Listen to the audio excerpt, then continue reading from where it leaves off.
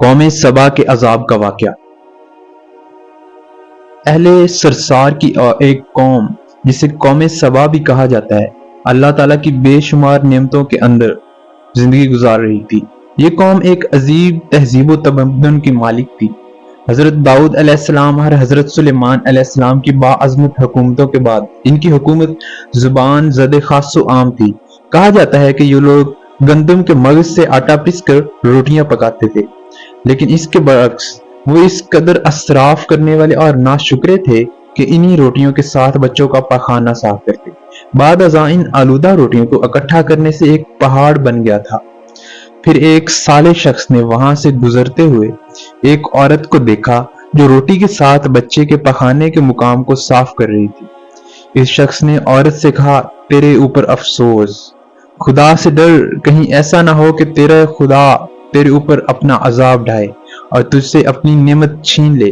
اس عورت نے جواب میں مذاق اڑایا اور مغرورانہ انداز میں کہا، جاؤ جاؤ، گویا کہ مجھے بھوک سے ڈرا رہے ہو۔ جب تک سرسار جاری ہے مجھے بھوک سے کسی قسم کا کوئی خوف نہیں۔ کوئی زیادہ عرصہ نہ گزرا کہ اللہ تعالیٰ نے ان لوگوں پر اپنا غضب ڈھایا۔ پانی جو کہ زندگی کی بنیاد ہے ان لوگوں سے چھین لیا، یہاں تک کہ قحط نازل ہوا، یہاں تک پہنچ گئی کہ ان کی ذخیرہ کی ہوئی تمام غذا ختم ہو گئی۔ آخرکار وہ مجبور ہو گئے کہ انہیں آلودہ روٹیوں پر ٹوٹ پڑے جو ان لوگوں نے اکٹھی کر کے پہاڑ کے مانند ڈھیر لگایا تھا، بلکہ وہاں سے روٹی لینے کے لیے صف لگتی تاکہ ہر کوئی وہاں سے اپنے حصے کی روٹی لے سکے۔ کفران نعمت، قحط اور ان کی بدحالی کے بارے میں متعدد روایات موجود ہیں۔ سورہ نحل کی آیت نمبر 112 اور 113 میں یوں ارشاد ہوتا ہے،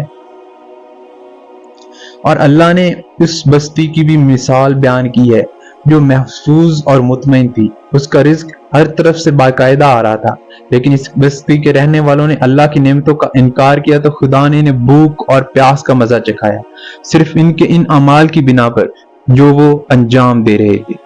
اور یقیناً ان کے پاس رسول آیا تو ان لوگوں نے ان کو جھٹلایا تو پھر ان تک عذاب آ پہنچا کہ یہ سب ظلم کرنے والے تھے۔ اسی قوم سبا کے بارے میں ایک اور واقعہ بیان ہوتا ہے کہ ان لوگوں نے اپنی زراعت کو بہتر طور پر کاشت کرنے کے لیے پانی ذخیرہ کرنے کی خاطر بلکہ کے دو پہاڑوں کے درمیان ایک بڑا بلند تعمیر کیا تھا۔ سوراخ اور دوسرے پہاڑوں سے گزرتا ہوا پانی اس بند میں آ کر وافر مقدار میں جمع ہو جاتا۔ قوم سبا نے اس پانی سے صحیح طور پر استفادہ ہونے وسیع و عریض اور بہت سے خوبصورت باغات لگائے اور کھیتی باڑی کو رونق بخشی۔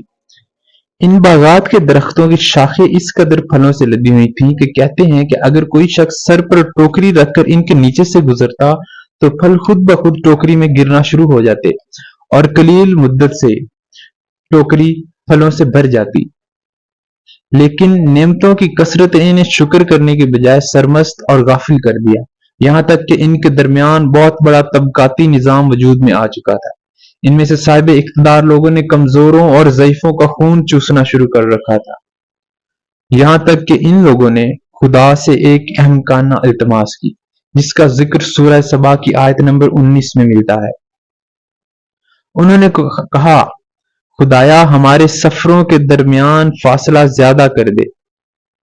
انہوں نے اللہ تعالیٰ سے یہ التماس اس لیے کی تاکہ غریبوں، بے نوا لوگوں، امراء اور ثروت مند کے درمیان سفر نہ کریں۔ ان کی خواہش یہ تھی کہ آبادیوں کے درمیان خشکی اور فاصلہ بہت زیادہ ہو تاکہ تہی دست اور کم آمدنی والے ان کی طرح سفر نہ کر سکیں۔ اللہ تعالیٰ نے ان مغرور پیٹ کے پجاریوں پر اپنا غضب نازل کیا۔ بعض روایات کے مطابق ان مغرور لوگوں کی آنکھوں سے دور صحرائی چوہوں نے محل نامی بند کی دیواروں پر حملہ کر کے انہیں اندر سے کھوکھلا کر دیا۔ ادھر سے بارشیں زیادہ ہوئیں جن کی وجہ سے سیلاب آ گیا اور اس بند میں پانی بہت زیادہ اکٹھا ہو گیا۔ اچانک بند کی دیواریں ٹوٹیں، اس سے ایک بڑا سیلاب آیا، اس میں تمام دیہات، آبادیاں، مال مویشی، باغات، کھیتیاں، ان کے محل اور گھر پانی میں غرق ہو کر نابود ہو گئے۔ ان کے باغات اور زراعت میں سے صرف بیری کے درخت اور کچھ جھاڑیاں بچی تھیں۔ خوش الحان پرندے وہاں سے کوچ کر گئے تھے، جبکہ الوؤں اور کووں نے قوم سبا کے کھنڈرات میں اپنے گھونسلے بنا رکھے تھے۔